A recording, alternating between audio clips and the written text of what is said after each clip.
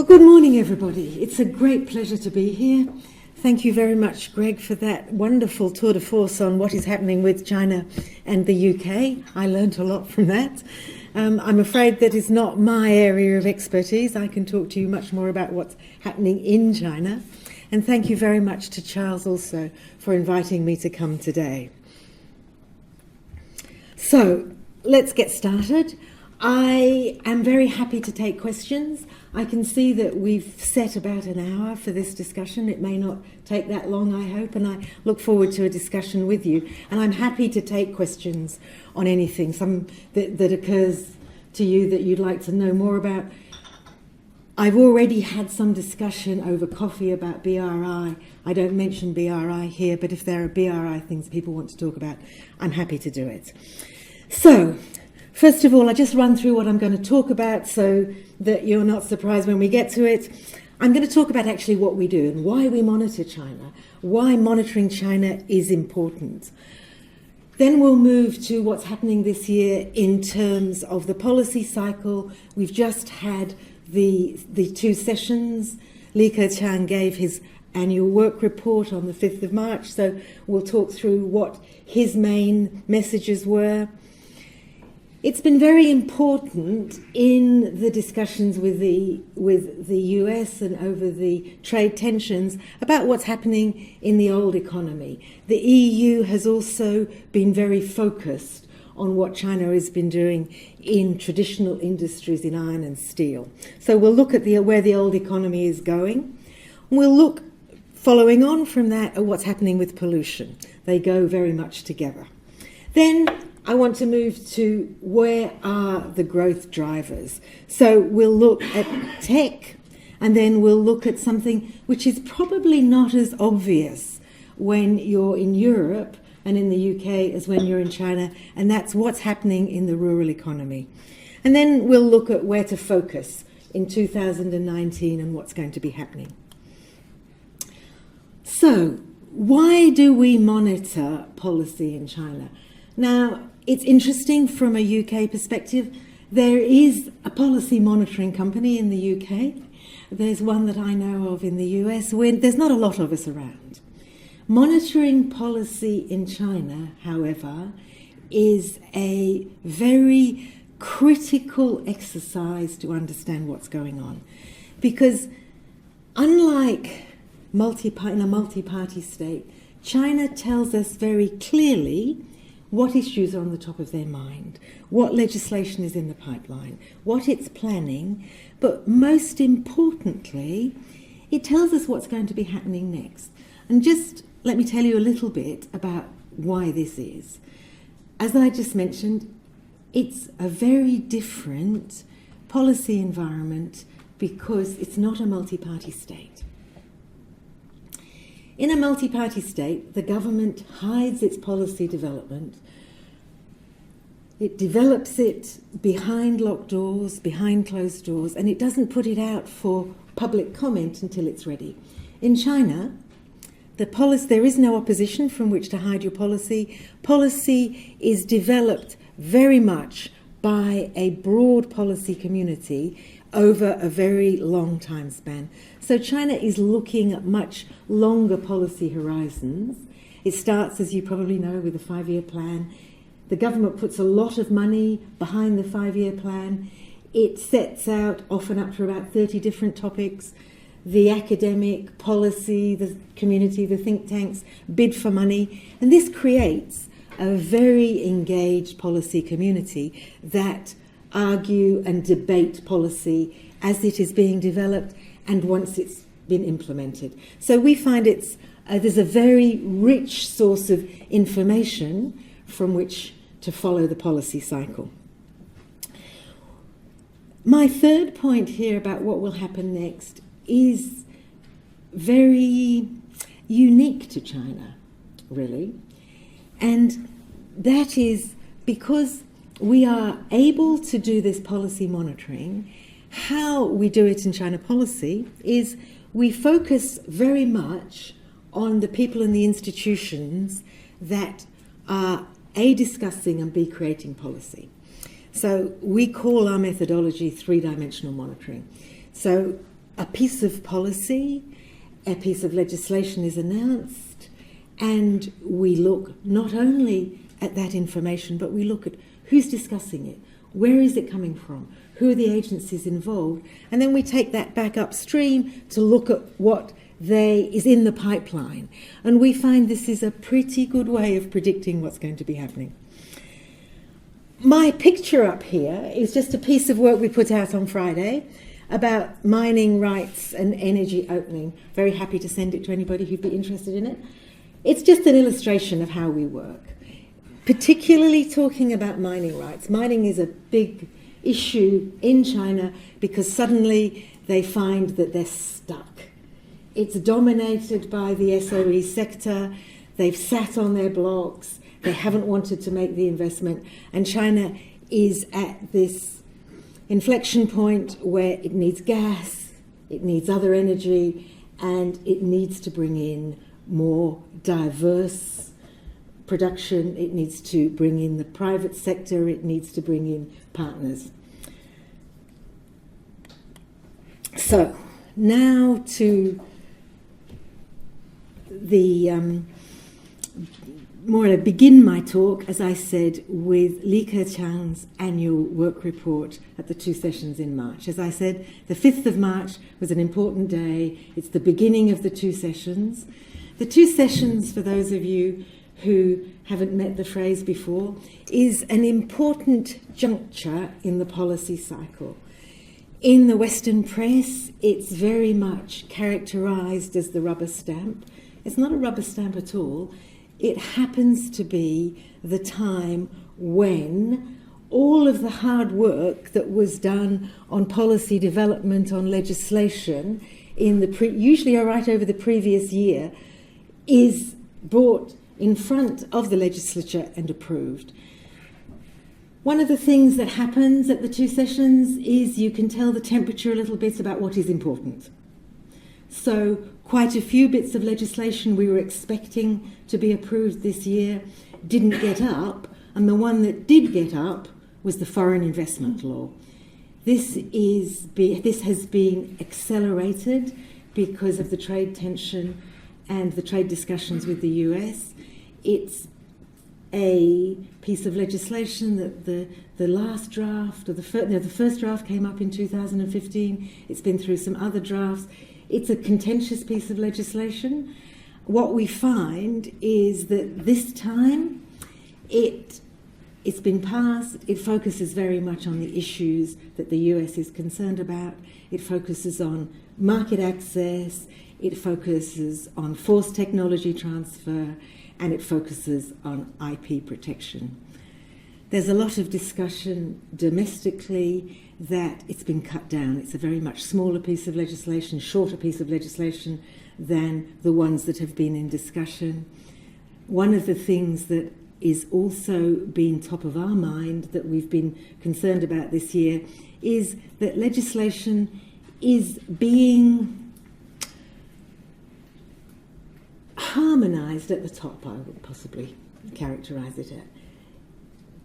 The party doesn't want so much discussion, and so we're finding that they're skating over the difficult things, and legislation is coming out in a much more simplified form. And the foreign investment law was a very good example of this. But to get back to the top of my list here, it's a difficult time, it's a difficult year. It was very much more sombre in presentation than it was particularly last year. But nevertheless, Li Keqiang projected confidence. As you may remember, last year was the year when they announced that there would no longer be presidential term limits. These were going to be abolished because Xi Jinping was in a position that he understood that following the administration of Hu Jintao and Wen Jiabao, there was a lessening of the authority of the party. This was having impact right across society. He saw the rise of more corruption and felt that the party needed to assert itself. So we saw the rise and the assertion of party power, and then last year we saw the abolition of term limits. The other thing that we saw commensurate with this, and very important in our line of work, was we saw a total reorganisation of the ministries, streamlining, consolidation, and we thought that this was going to have a very big effect on economic performance. However, this year we see that, as I said, it was more sombre, that risk was mentioned repeatedly, though, as I've just said, the dominant role of the party is very much to the fore, and it was reaffirmed.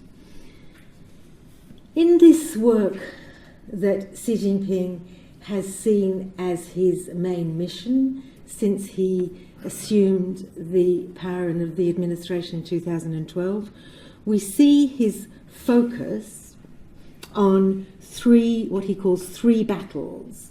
We translate this as sieges, because they're not just battles, they're very long term. So the party recognises that there are three areas that it has to work on and it has to overcome in order for it to maintain its social contract, more or less.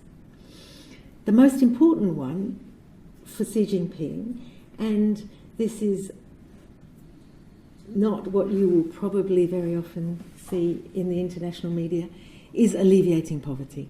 So Greg has just mentioned that if China hadn't lifted 800 million out of poverty, we would be nowhere near our Millennium Goals. Alleviating poverty is slightly different in terms of China than in terms of the UN. The poverty rate is around $1, whereas the UN it's 2. But nevertheless, it is very central to Xi Jinping's authority and his idea of where China is going. Since he took office, he has visited deep poverty pockets, 30 different occasions. So it's not cheap window dressing. He's very much engaged and involved in it and sees it as critical to the work of the party. Pollution control is also very much in the same vein. The international media at the moment, I think, tends to play down pollution control because they see China as having a slowing economy, therefore it must be like it's always been in the past. It must be okay, well, we'll turn our head, we won't worry about it. We'll push that can down the street and worry about it, leave it for the next generation. That has changed, and I will come and talk more about it. Those two battles that Xi Jinping sees as important, we really feel he's doing very well on. The last one is managing financial risk. And this is very difficult this year. It's a bit of a trying to rub the tummy and pat your head type of exercise in managing financial risk. And they are not following through to quite the same extent as they have been on the other two. I've mentioned the foreign investment law because this is it's a very important piece of legislation, and it explains very much what the NPC does. It's also these last two things that I will mention it again, and together with innovation, these were the international optics of the two sessions. So the ones that we've been talking about before are very much for the domestic audience, but playing up the foreign investment law and playing down the importance of technology was very much for the international market. You will probably have heard of the Made in China 2025 policy. This has been a big focus of American concern. It's quite a focus of EU concern too. And so in the media, in their speeches, China doesn't at the moment mention Made in China 2025, but it talks a great deal about what's happening in tech. And we'll come to that. So, what is the prescription for 2019? Well, as I've said, we see restrained monetary easing. So there has been, the reserve ratio has continually been reduced, and there has been easing across monetary and fiscal areas. So there's going to be big tax cuts, there's VAT cuts, the debt ceilings are creeping up. This is one area which, as I just said, we feel that China is easing up on, because it is important to be some sort of stimulus in the economy. But where it is different this time to in the past, and particularly over the financial crisis and other times of stimulus, is that China is focused on this being a smart stimulus. So they're looking at AI, they're looking at the industrial internet, they're looking at the Internet of Things, they're looking at what they're doing on autonomous vehicles. One of the interesting things is, in the past we saw investment in infrastructure. Certainly investment in infrastructure is being approved, but it is not being approved at the rate that it used to be. What we're seeing is where investment is in infrastructure, it is at the very smartest end, as they feel. So what we're seeing a great focus on is logistics. They've got to get things around. So one of the areas where there's a big focus is still on high-speed rail. So 800 billion renminbi have been earmarked for high-speed rail. Now, with Chinese currency, the best thing to do is to drop a zero and use roughly 10 to 1. Unfortunately, the pound is now not valued quite as high, so it's a little bit more. But if you think about it, this year China is investing the equivalent of about £80 billion into high-speed rail. I think it's 1.8 trillion into roads and railways. So it's about £1 trillion into roads and railways. I'm not going to give you a lot of figures. Those, I think, are important for you to get an idea of the scale. So similarly, across tech areas, they're putting in massive investment. And as I've said, if you follow the policy cycle, you can see that this is long-term, forward-looking investment. So what Li Keqiang focused on was, he said that at home they're going to improve weak links. Well, the weak links he sees are things like the road networks, and they're supporting private business. Now, this, we use quite a lot of Chinese cartoons in our work. One of the big problems for private business in China is the approval process.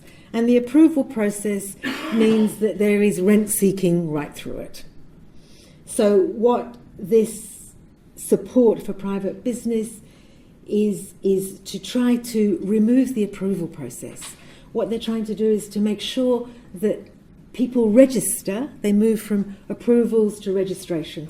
So one of the areas that you perhaps have heard about would be the new the tech exchange in Shanghai. So that was, in the past, all IPOs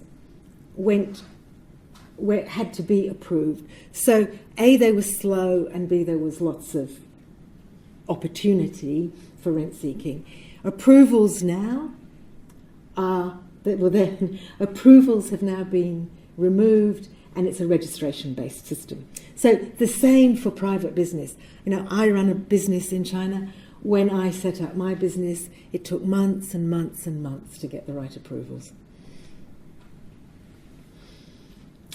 So the other issues that they're reforming markets, well, they're always reforming markets, but enforcing fair competition. There is a lot of focus because of the trade issues with the US. One of the things that is happening is that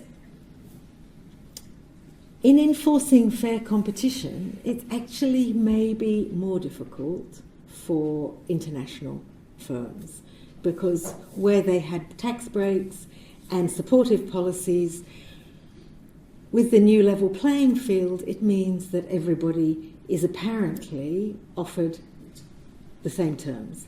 Of course, no companies are offered the same terms as Chinese companies, so it's going to be interesting to see how this plays out.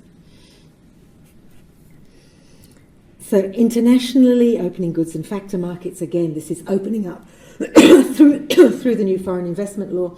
One of the things about the foreign investment law too is they have undertaken to follow through quickly with all of the enabling legislation. So we expect the enabling legislation to come in quite quickly through this year.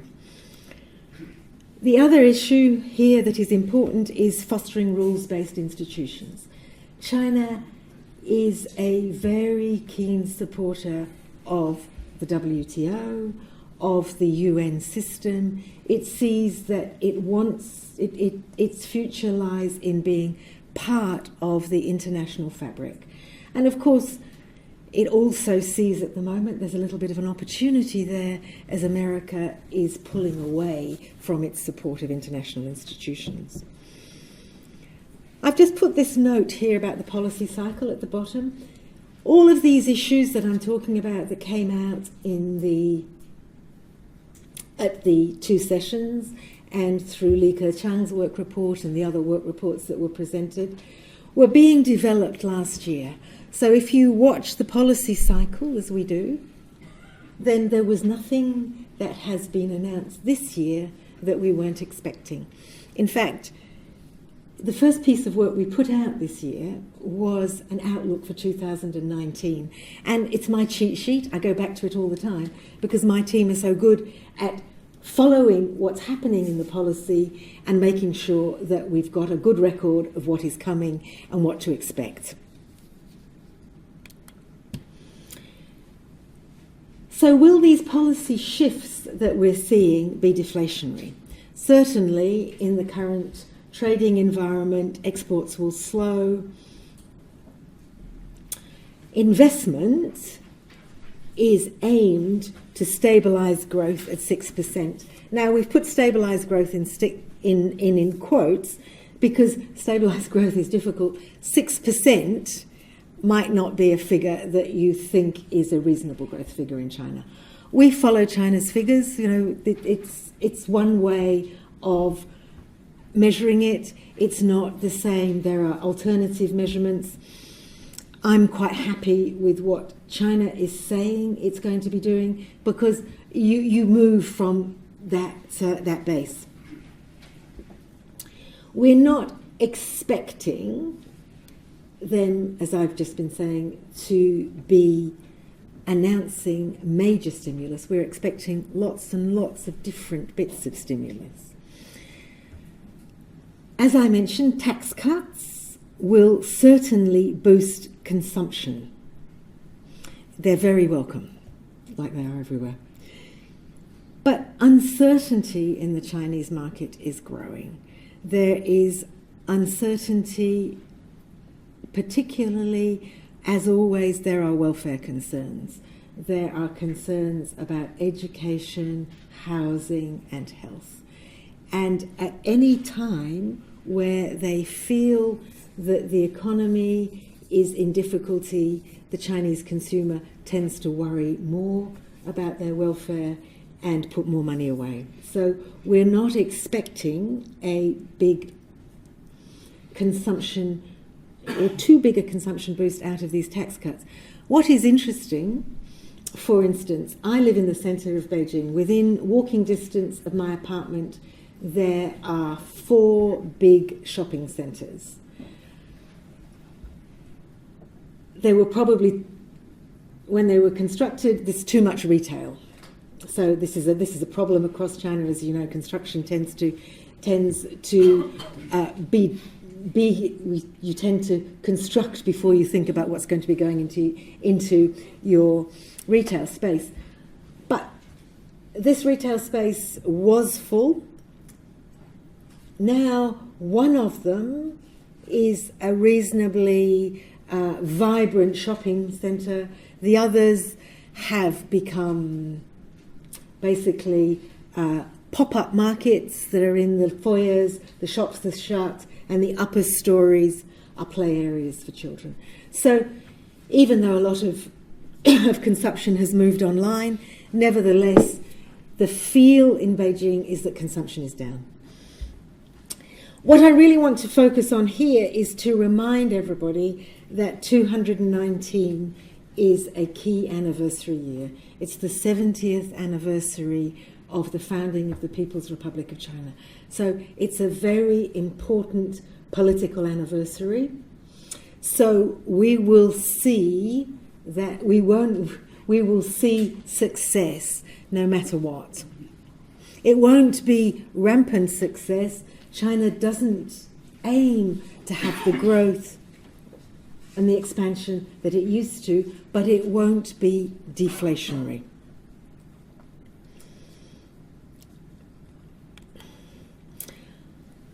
So where is the old economy headed?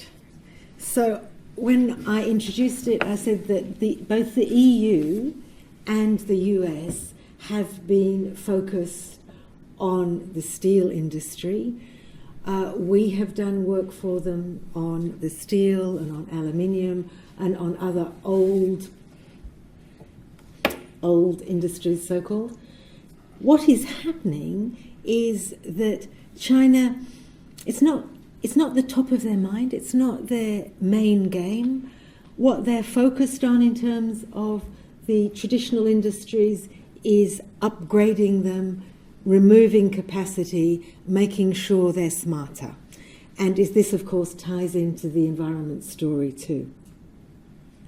There has been up and down policy over the last few years about actually shutting down. China found it, the central government found it difficult to manage the employment. And what they decided, so they pulled back, they tried to do mergers, they tried all sorts of different ways of trying to maintain the maintain employment and maintain industry. At the end of last year, they said, it's over. We're shutting down zombie enterprises, we're closing down the rampant environmental violators, and we're letting companies go to the wall. So this was a big shift in terms of what was happening in those old industries. As I said, their focus has been on decapacity, and that's almost been won. You know, we don't hear very much about decapacity.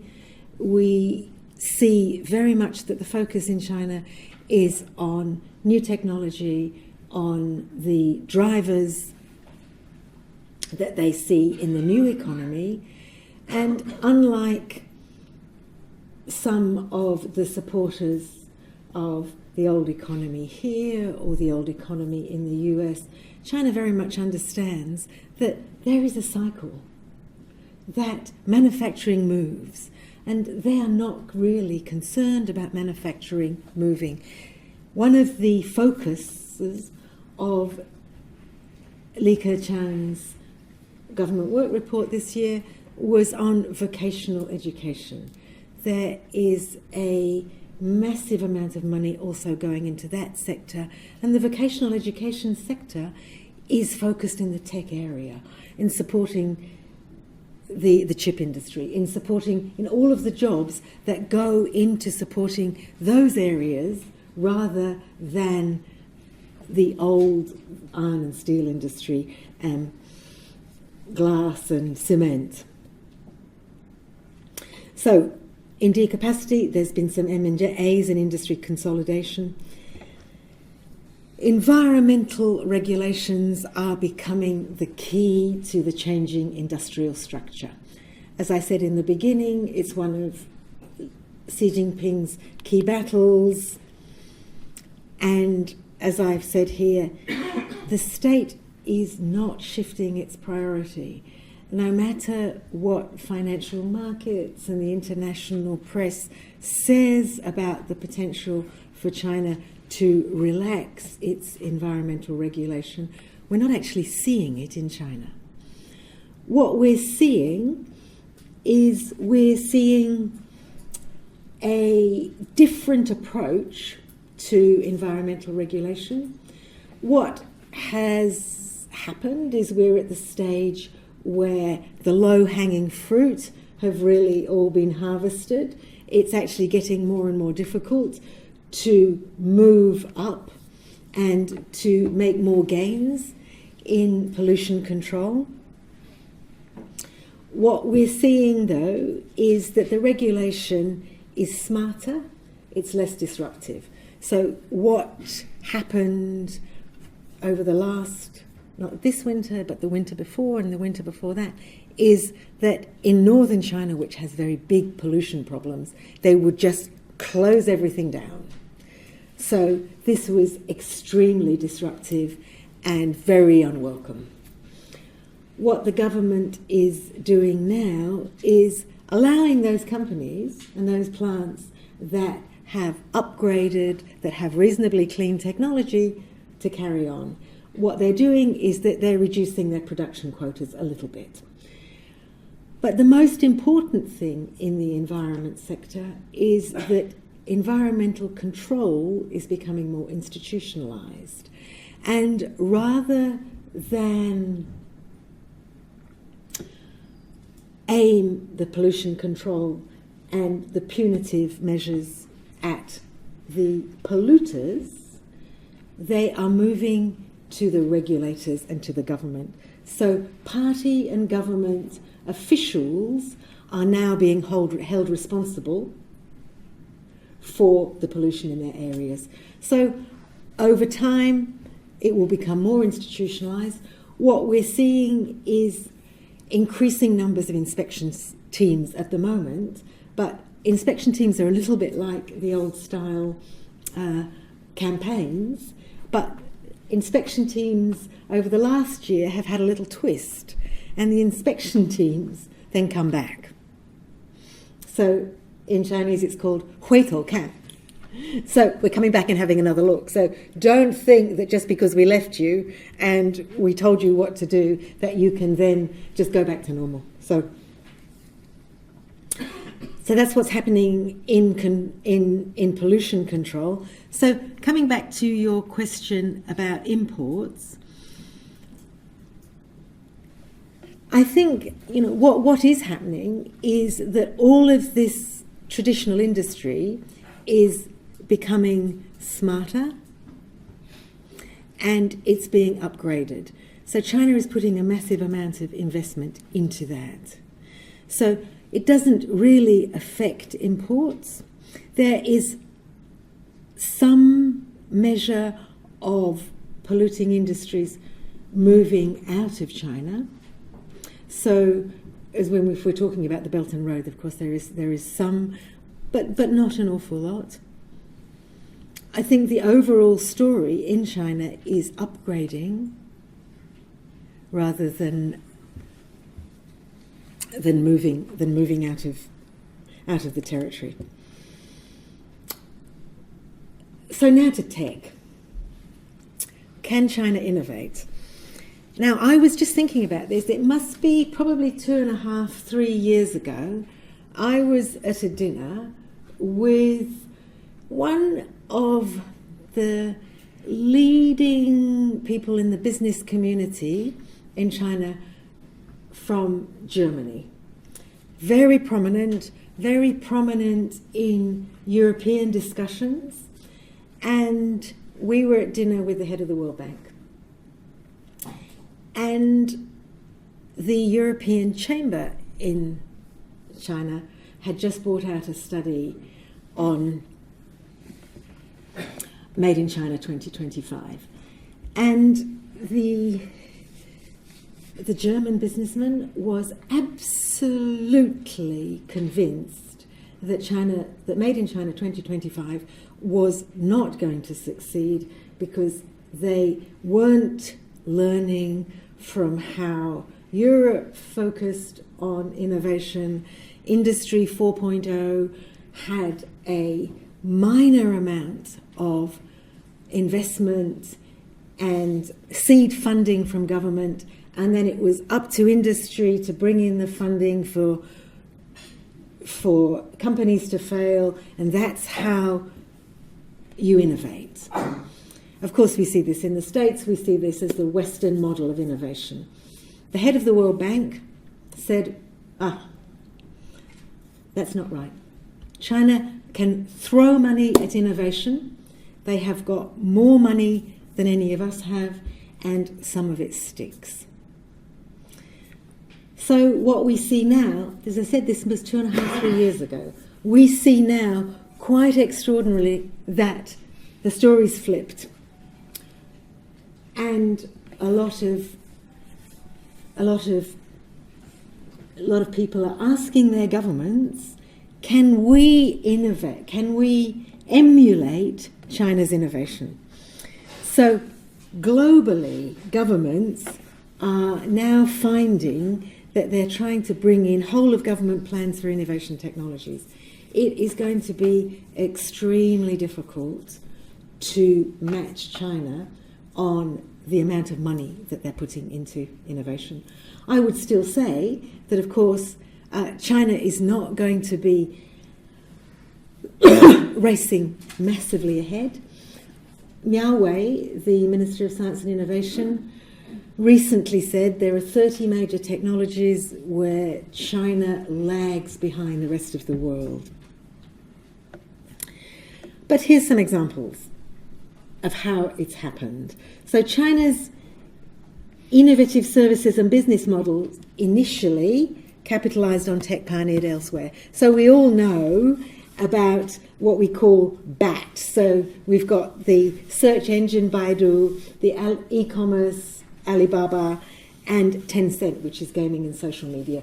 So that's, if you like, really copying and restricting access for global services into China and allowing those services to race ahead.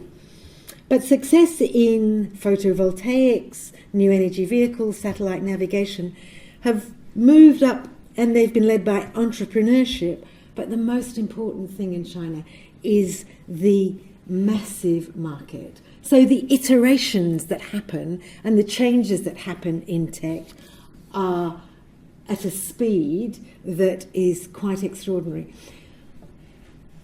Living in China, when I come back here, there's some wonderful things, but things just don't happen as quickly or as smartly as they do these days in China. And that's just how it is. So what I want to say here is just to look at tech in terms of how much money they're putting in it. So this is the Ministry of Science and Technology. As I said, drop a zero, and you can see that this year in 2019 they're putting 4.8 billion. The Chinese Academy of Sciences, 3.8 billion. The Natural Sciences Foundation of China, 3.2 billion, etc.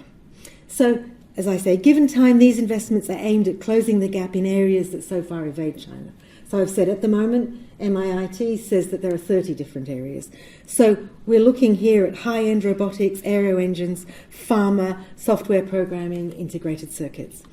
Now, the final one that I wanted to talk about is the rural economy. China has grown on the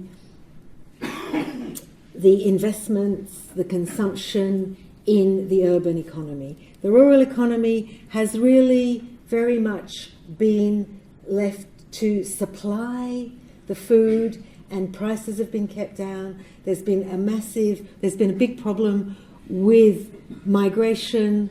The government policy has been to separate urban and rural populations. Rural populations come into the cities. They're not allowed social services. This is all changing.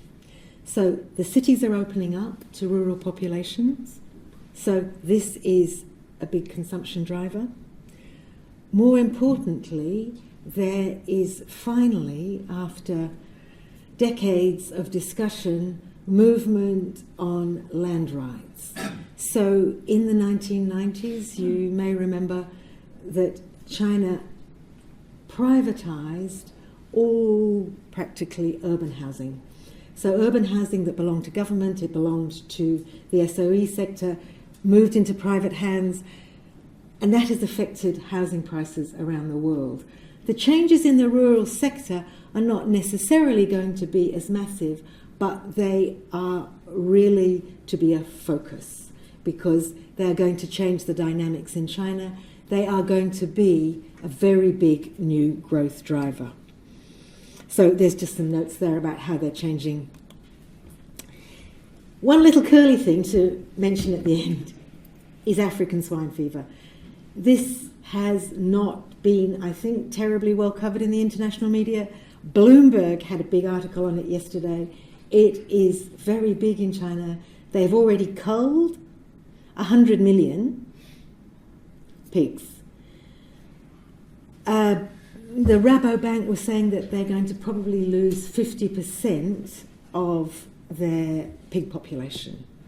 So the effect that this is going to have on pork markets, international trade, it's going to have an effect on the trade discussions with the US because it affects soybeans. Pigs eat soybeans. Spain is a very big exporter of pork to China, so expect pig numbers and pig farming to be increasing in Spain. There is an opportunity here for the markets to take up, but it is going to be one of the things that really affects international markets over the next year. So, where to focus in 2019? Remember that Xi Jinping is at the top of this pyramid. He tends to often look like a little bit of a lonely figure. Everything apparently comes from Xi Jinping. And the future of socialism is central to his vision for China. So where up until he became the General Secretary, under Jiang Zemin, Hu Jintao, you saw the Chinese economy marching forward and what we thought was integrating with the world. We see a bit of a bifurcation here. As I've said, the issues that are important to Xi Jinping are not the issues that are important in the same way to global markets. As I know, because I live there, it's a China that looks less like the West. It's more self-reliant, and it aims to sustain itself through global economic and financial shocks. Look over this year at China's geoeconomic strategy. Actually, how is it going to be dealing with these issues? There is going to be more financial sector opening up. There is no longer talk of Made in China 2025, but what we are really focused on is this national medium to long-term Sci-Tech development plan, which looks to 2035. So we're expecting that to come out over the next few months. Rural revitalisation, as I said, this is where the growth driver is going to be. I haven't really touched on WTO reform, but China is very concerned about WTO reform. It's driving a lot of the discussions. SOE reform, as I said, this is very much on the agenda, and we will see more bankruptcies and we'll see more closures. Pollution control, as I said, this is central to Xi Jinping's thinking. So thank you very much. I hope that that was a bit of a cook's tour, but I hope that there were things that were new to you and things that were interesting.